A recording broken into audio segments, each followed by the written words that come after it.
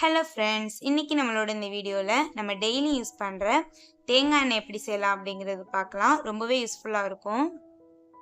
இந்த 3 திங்ஸுமே இன்னைக்கு ஒரு பொருள்லேருந்து எடுக்க போகிறோம். தேங்காய் எண்ணெய், அப்புறம் டெசிகேட்டட் கோகோனட், அது கூடவே கெட்டியான தேங்காய் பால். இது 3 பொருளுமே ஒரு பொருள்லேருந்து எடுக்க போகிறோம். அது இன்னைக்கு நம்ம இந்த வீடியோவில் பார்க்கலாம். இது நல்ல காஞ்ச தேங்காய், கொப்பரை தேங்காய்னு சொல்லுவோம். இது மேக்ஸிமம் நிறைய பேர் யூஸ் பண்ண மாட்டோம். இருந்தாலும் இன்னைக்கு யூஸ் பண்ண போகிறோம். இது நல்லா சின்ன சின்ன பீஸாக கட் பண்ணி எடுத்துக்கலாம்.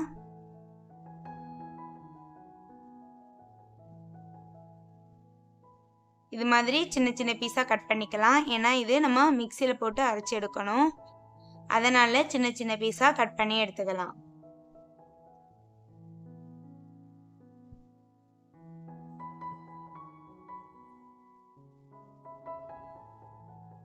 இப்போ நம்ம எல்லா தேங்காயுமே இது மாதிரி சின்ன சின்ன பீஸாக கட் பண்ணி எடுத்துட்டோம்.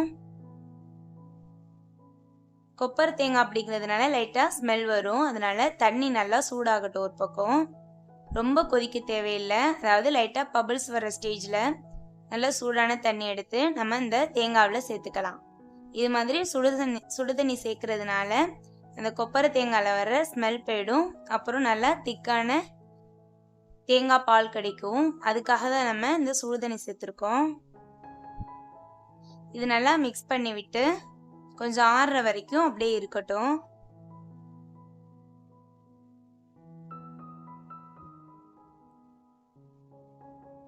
இப்போ நமக்கு நல்லாவே ஆறிடுச்சு. நல்லாவே தெரியும், கலர் சேஞ்ச் ஆகிருக்கு. தேங்காய் நல்ல வெள்ளை கலரில் வந்திருக்கும்.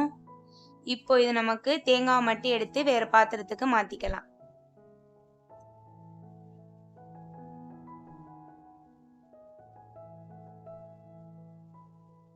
எல்லா தேங்காயுமே எடுத்துட்டோம்.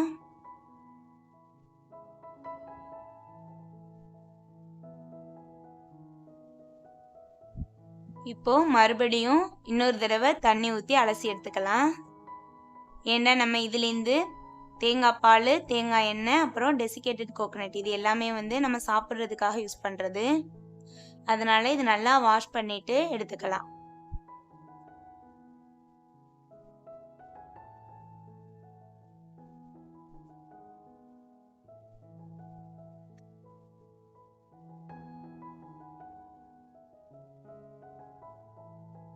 இப்போ நம்ம தேங்காய் எல்லாமே நல்லா சுத்தம் பண்ணி ரெடியாக எடுத்துட்டோம்.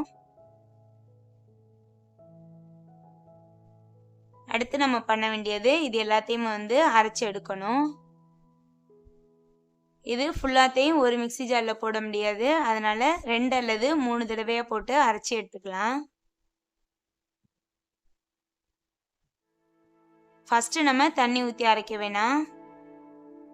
ஃபஸ்ட்டு சும்மா அரைச்சி எடுத்துட்டு அதுக்கப்புறம் தண்ணி சேர்த்து அரைக்கலாம். அப்போ தான் நமக்கு கரெக்டாக தேங்காய் அரைஞ்சி வரும். இதில் ஒரு 2 கிளாஸ் நான் தண்ணி சேர்த்துக்கிறேன். ரொம்ப தண்ணி சேர்க்க வேணாம். ஓரளவு நம்ம தண்ணி சேர்த்து அரைக்கிறதுக்கு மட்டும் தேவையான அளவு தண்ணி சேர்த்து அரைச்சிக்கலாம். இது மாதிரி இருந்தாலே போதுமானது. இப்போ நம்ம இது வடிகட்டுறதுக்கு ஒரு பாத்திரத்தை எடுத்துட்டு வடிகட்டி வச்சுக்கலாம். இது மாதிரி வடிகட்டியில் லைட்டாக தேங்காய் சக்கை இறங்கும். அதுக்காக ஒரு காட்டன் துணி நான் போட்டுக்கிறேன். அப்போதான் நமக்கு சக்கை இல்லாமல் வெறும் நல்லா கெட்டியான பால் மட்டும் நமக்கு அதுலேருந்து கிடைக்கும்.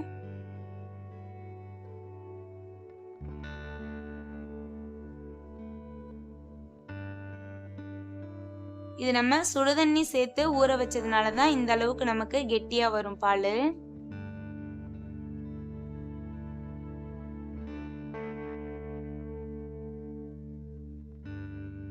இது நல்லா ப்ரெஸ் பண்ணி விட்டு நல்லா பிழிஞ்சு எடுக்கணும்.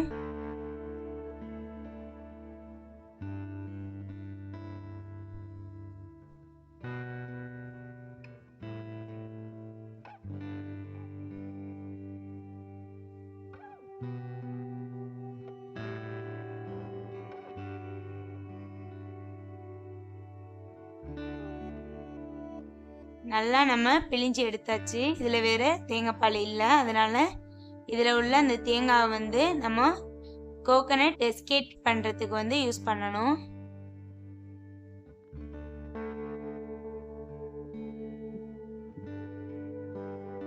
இது மாதிரி நல்லாவே தெரியுது, இதில் ஈரப்பதம் இல்லை. நம்ம தேங்காய் வந்து நல்லா ஒட்டை பிழிஞ்சாச்சு. இப்போ இதை ஒரு தட்டுக்கு மாற்றிடலாம்.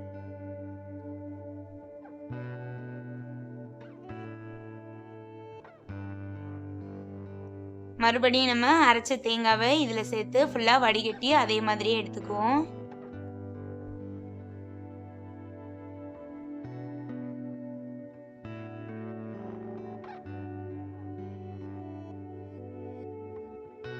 இதே மாதிரி எல்லா தேங்காயுமே அரைச்சி ஃபுல்லாக பால் எடுத்துக்கலாம்.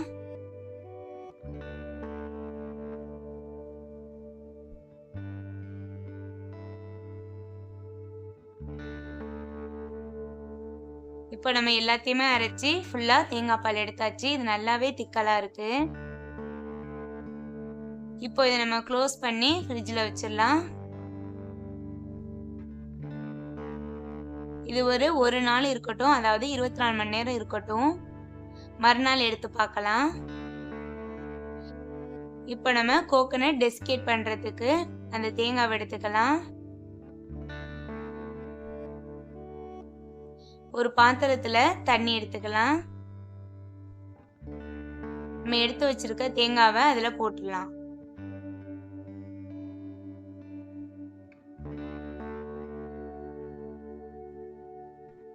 இது வந்து லைட்டாக மிக்ஸ் பண்ணி விடலாம். இது மாதிரி மிக்ஸ் பண்ணும்போது அந்த கருப்பு எல்லாமே லைட்டாக அடியில் தங்கிடும். மேலே நமக்கு கொஞ்சம் கொஞ்சம் மட்டும்தான் கருப்பாக இருக்கும். அது அப்படியே நம்ம வடிகட்டியை வச்சு மேலாப்பில் எடுத்துக்கலாம்.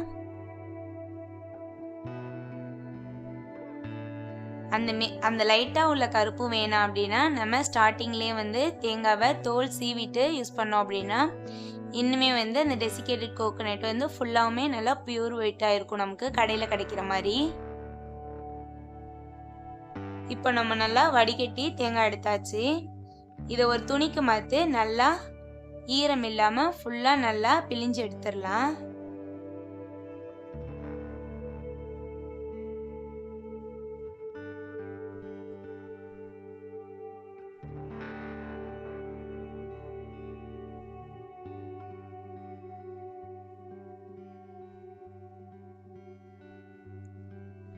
இது நம்ம நல்லா பிழிஞ்சு எடுத்தாச்சு. இந்த தண்ணி தேவைப்படாது. இப்போ நம்ம பிழிஞ்சு எடுத்த தேங்காய் வந்து ஒரு தட்டுக்கு மாத்திரலாம்.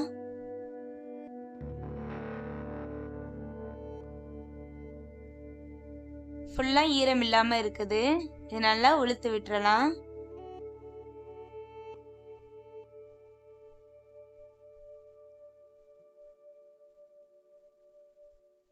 அடுத்து வந்து இதை நம்ம இன்னுமே ட்ரை பண்ணணும். ஏன்னா இது ஃப்ரிட்ஜில் வச்சு யூஸ் பண்ணுறதுனால பேன் சூடானதுக்கு அப்புறம் நம்ம எடுத்து வச்சிருக்க இந்த தேங்காயை வந்து இந்த பாத்திரத்தில் சேர்த்து லைட்டாக சிம்மில் வச்சு இதை நல்லா வதக்கி விட்டு எடுத்துக்கணும். ஏன்னா நம்ம இதில் ஈரப்பதம் இருக்கக்கூடாது. இந்த தேங்காய் நமக்கு எதுக்கு யூஸ் பண்ணலாம் அப்படின்னா, நம்ம பவுண்டரி சாக்லேட் சாப்பிட்ருப்போம், தேங்காய் சாக்லேட் அப்படின்னு சொல்லுவோம். அது ரொம்பவே டேஸ்ட்டாக இருக்கும். அது உள்ள ஸ்டஃபிங் வந்து இந்த கோகோனட்லேருந்து தான் எடுக்கிறது.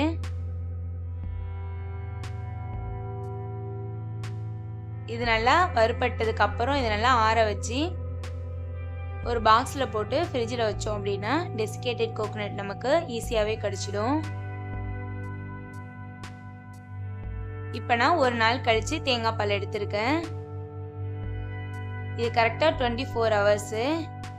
லைட்டாக க்ரீம் இருக்குது, உறைஞ்சிருக்கு, இன்னும் லைட்டாக க்ரீம் இருக்குது. இன்னும் ஒரு 1 ஹவர் ஃப்ரிட்ஜில் வச்சு மறுபடியும் எடுத்திருக்கேன். இது நல்லாவே கெட்டியாக இருக்குது.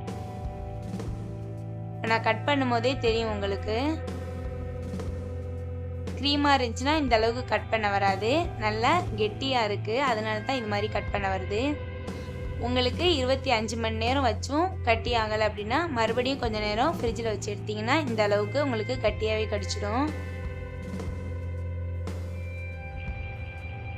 இதை அப்படியே தண்ணி இல்லாமல் வடிகட்டி வேறு ஒரு பாத்திரத்தில் மாற்றிக்கலாம்.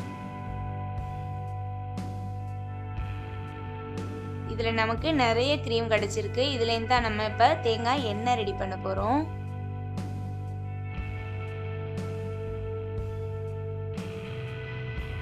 இது எல்லா க்ரீமையும் வந்து நம்ம சுத்தமாக தேங்காய் பால் இல்லாமல் வடிகட்டி வேற ஒரு பாத்திரத்துக்கு மாற்றுவோம். நம்ம அந்த தேங்காய் பால் அல்லது தண்ணியோட சேர்த்து காய்ச்சணும் அப்படின்னா ரொம்ப நேரம் ஆகும். அதுக்காக தான் இந்த க்ரீமை மட்டும் எடுத்து காய்ச்ச போகிறோம். இது சீக்கிரமாகவே வந்து நமக்கு தேங்காய் எண்ணெய் கிடச்சிடும்.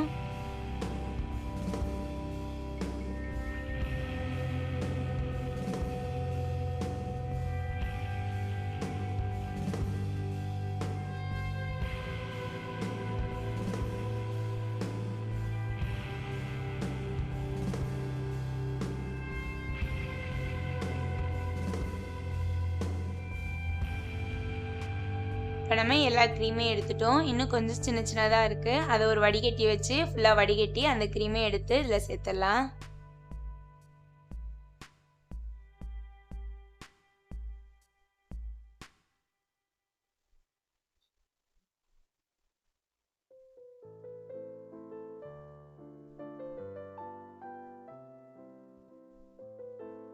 இப்போ அதையும் எடுத்து சேர்த்துடலாம். இதுலேருந்து தான் நம்ம தேங்காய் எண்ணெய் காய்ச்ச போகிறோம். இதை ஸ்டவ்வில் வச்சுட்டு நல்லா கொதிக்க விடுவோம். ஸ்டார்டிங்கில் நல்லா ஹைலே இருக்கட்டும் அடுப்பு. இது நல்லா கரையிற வரைக்குமே நம்ம ஸ்டவ்வை வந்து ஹைலே வச்சுக்கலாம்.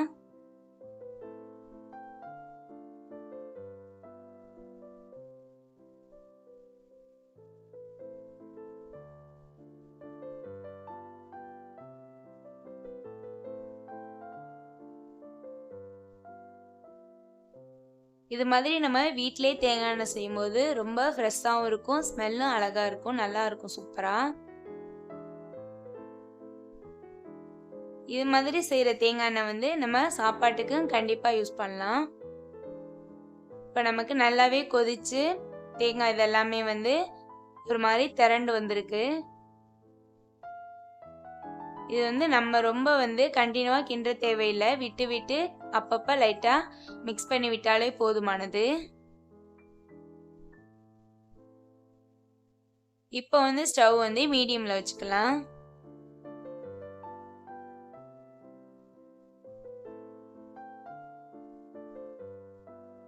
சும்மா லைட்டாக அப்பப்போ ஒரு நிமிஷத்துக்கு ஒரு தடவை வந்து இது மாதிரி லைட்டாக மிக்ஸ் பண்ணி விடுவோம். நமக்கு அந்த க்ரீம்லேருந்து எண்ணெய் கிடைக்கிறதுக்கு ஒரு 20 மினிட்ஸ் கிட்ட ஆகும். இப்போ நமக்கு தேங்காய் தனியாக எண்ணெய் தனியாக பிரிஞ்சு வந்துட்டுருக்கு.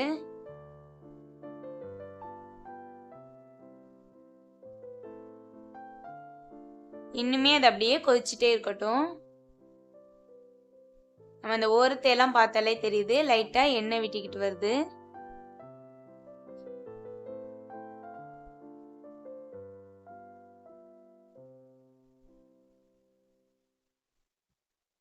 நல்லா வாசம் சூப்பராக இருக்குது. நம்ம வீட்டிலே செய்யும்போது இந்த வாசம் வந்து வீடு ஃபுல்லாகவுமே ஒரு தேங்காய் எண்ணெய் வாசமாக இருக்குது.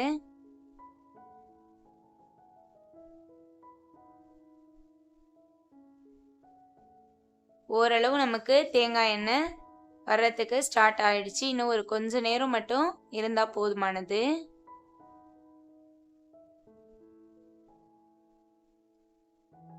நம்ம இது வந்து ரொம்பவும் வந்து கருக விட்டுறக்கூடாது. கருக விட்டோம்னா எண்ணெய் கலர் சேஞ்ச் ஆகிடும். அந்த தேங்காய்லாம் லைட்டாக கலர் மாறுற வரைக்கும் மட்டும் வச்சுட்டு அதுக்கப்புறம் வந்து ஸ்டவ் ஆஃப் பண்ணிடணும்.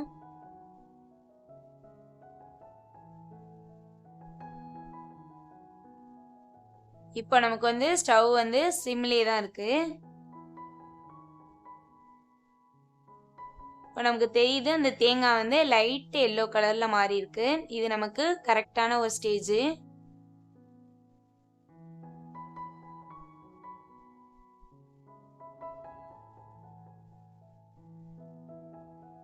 இப்போ வந்து ஸ்டவ் ஆஃப் பண்ணிட்டு கொஞ்ச நேரம் ஆற விடலாம்.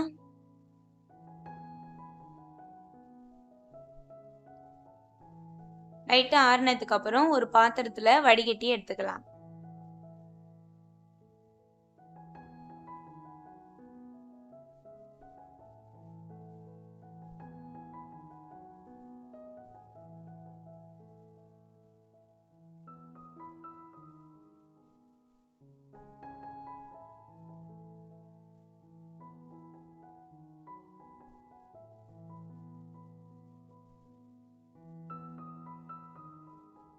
இப்போ நம்ம எல்லா எண்ணெயுமே வடிகட்டி எடுத்துடலாம்.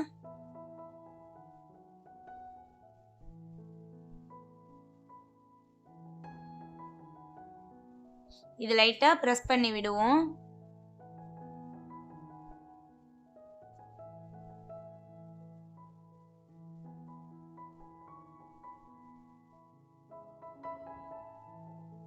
இப்போ நம்ம எல்லா எண்ணெயுமே வடிகட்டி எடுத்தாச்சு. இது சூடா இருக்கு. இன்னும் கொஞ்ச நேரம் ஆறட்டும். அப்பதான் நமக்கு வந்து எண்ணெய் நல்லா தெளிவா கிடைக்கும். இப்போ நம்ம இந்த எண்ணெயை வந்து அளந்து பார்க்கலாம். நம்ம இன்னைக்கு எடுத்திருக்க அளவு வந்து 1/4 லிட்டரு. இது ஃபுல்லாவுமே நமக்கு வந்துருச்சு. இது கூடவே நமக்கு இந்த அளவுக்கு எக்ஸ்ட்ராவே எண்ணெய் இருக்கு. நான் எடுத்தது வந்து 7 தேங்காய் கிட்ட தான் இருக்கும். ஆனா எனக்கு இந்த அளவுக்கு எண்ணெய் கிடைச்சிருக்கு. ரொம்பவே வாசமாவும் இருக்கு. இது நல்லா ஆறுனதுக்கு அப்புறம் ஒரு பாட்டில் எடுத்து நம்ம ஸ்டோர் பண்ணி வச்சுக்கலாம்.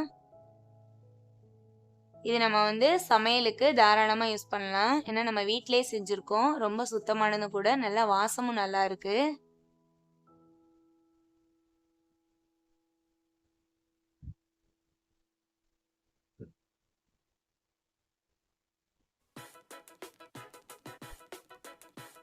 நம்ம சூப்பரான தேங்காய் எண்ணெய் வீட்டிலே ஈஸியாக ரெடி பண்ணிட்டோம்.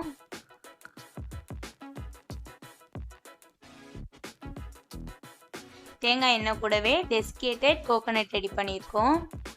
ஆற வச்சோம் அப்படின்னா இது மாதிரி உதிரி உதிரியாக இருக்கணும். இது ரொம்ப நமக்கு யூஸ்ஃபுல்லாக இருக்கும். இதில் ஒன் டைம் வந்து நான் பவுண்டரி சாக்லேட் எப்படி செய்யலாம் அப்படிங்கிறது காட்டுறேன். இது கூடவே நமக்கு கெட்டியான தேங்காய் பால் கிடச்சிருக்கு. இது வந்து தேங்காய் சோறுக்கு யூஸ் பண்ணிக்கலாம். இந்த வீடியோவில் நம்ம தேங்காய் எண்ணெய், தேங்காய் பால், அப்புறம் டெசிகேட்டட் கோகோனட் இது எல்லாமே போட்டதுனால வீடியோ வந்து ரொம்ப லாங்காக போயிருக்கு.